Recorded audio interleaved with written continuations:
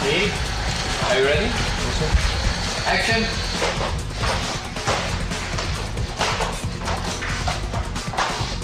Since I am on television, I deem it necessary to wear what are called in the trade the robo glasses. Anyway, where were we? This is the robo water. This part, to me, is, you know, it's a commercial action futuristic thriller on the face of it.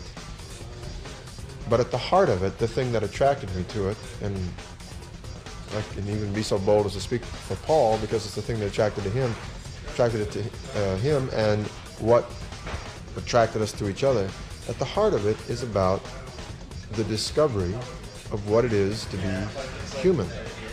Because I play a human being who's ostensibly killed and then turned into a computer or a cyborg or a robot, and then through the movie begins to have recollections through a series of events and begins to discover that he was once a human being and goes on this search, this journey to find out who he once was.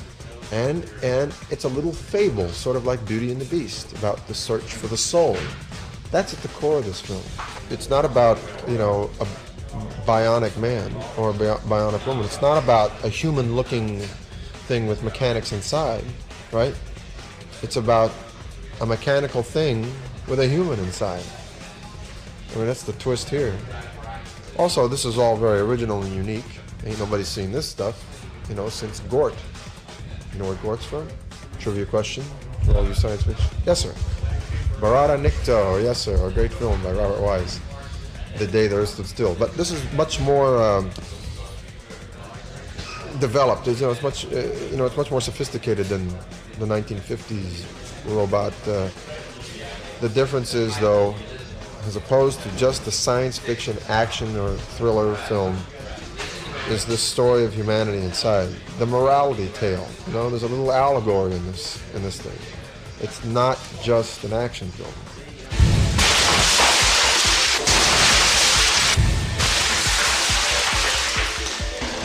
Feet. Head.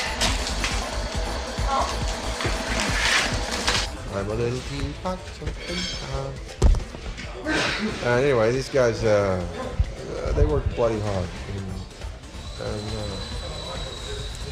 It takes them an hour and and 15 minutes, hour and a half to put me into the thing, and then later on in the film, once I remove my hat, my helmet, I have a head that is, it's been shot and it's been fixed and it's been computerized, etc. And this is a whole nother design, and that takes 4.5 hours to put on the head alone. And then another hour to put on this. It ain't easy, pal. It ain't all dames and glamour, in case anybody asks.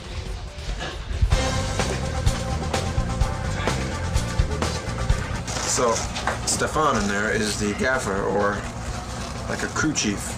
And Bart back here is the set boss. He runs everything on the set.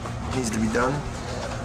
And Dennis here is like the chief mechanic. Does all the supervises all the repairs, because there are people working on this suit around the clock. Literally, there are people in the warehouse now repainting, restructuring other suits just like this, recycling them, getting them ready for wear. As you can see, as you may see soon, these suits take a lot of wear and tear.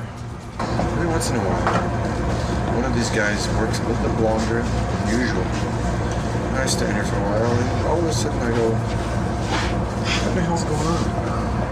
They say quit moving or it's going to take long. They say quit moving or it's going to take long. These ridiculous things coming out of my ears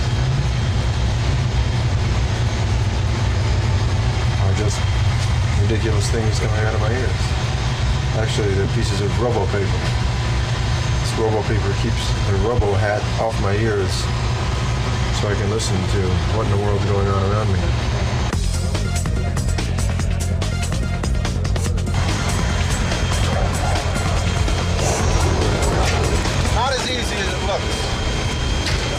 And there's a lot of great action in it too. I mean, not for nothing. To take the human condition story out of it, you take the romance out of it, you take the fairy tale out of the thing.